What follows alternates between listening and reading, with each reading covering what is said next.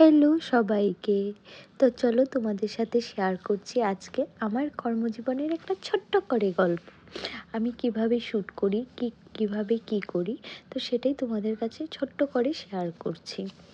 তো আমার যেদিন শ্যুট থাকে ওই দিন বরাবরই আমি খুব প্রেশারে থাকি। আমার খাওয়া দাওয়া ঘুম কিছুই হয় না। যত যতক্ষণ পর্যন্ত আমি ওই শ্যুটটা বা কাজটা শেষ না করব, আমার খাওয়া ঘুম একদম উঠেই যায় বলতে পারো। আর তার মধ্যে যদি কিছু প্রবলেম হয় তাহলে তো আমার হয়ে গেল, আমার 12টা বেজে যায়। তো ওই দিনও ঠিক সেরকমই একটা দিন ছিল। আমি যেমন তেমনভাবেই ঘর থেকে কিছুটা খেয়ে তো এমনিতেই প্রেশারে ছিলাম, তো তার উপর হয়ে গিয়েছিল আমার লেট। তার উপর আমার রুমের চাবি আমি হারিয়ে ফেলেছিলাম। যা একটা হজবড় লেগেছিল আর বলার নেই।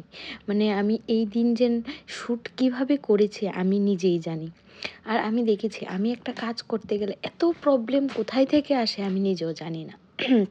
তো যাই হোক, আমার মডেলটা খুব মিষ্টি ছিল, ও খুব সাপোর্টেবল ছিল, যার জন্য আমি শ্যুটটা করতে পেরেছি। ও আমাকে যথেষ্ট টাইম দিয়েছে। আমি শ্যুট শুরু করার কথা ছিল প্রায় 12টা থেকে, সেই শ্যুট শুরু করেছি আমি আমার এই হজবড় দরবারের পর 3টা 10-এ গিয়ে। তো যাই হোক, আমার মিষ্টি মডেলের জন্য আমি শ্যুটটা কমপ্লিট করতে পেরেছিলাম। তো তোমরা দেখে কিন্তু অবশ্যই জানাবে যে আমার এই লুকটা তোমাদের কাছে কেমন লাগছে। আমার মডেলকে তো আমার কাছে খুবই মিষ্টি লাগছিল, খুবই মিষ্টি খুব মিষ্টি একটা মেয়ে সত্যিই। ও খুব সাপোর্টেবল একটা মেয়ে, আমাকে বরাবর সান্ত্বনা দিয়ে গেছিল, দিদি তোমার কিচ্ছু হবে না, তুমি পারবে, তুমি পারবে, না হলে আমি হয়তো শ্যুটটা কমপ্লিটই করতে পারতাম না। আর এই যে উনি হাতে যে বসে আছে, উনি তো আরও জ্বালিয়েছে।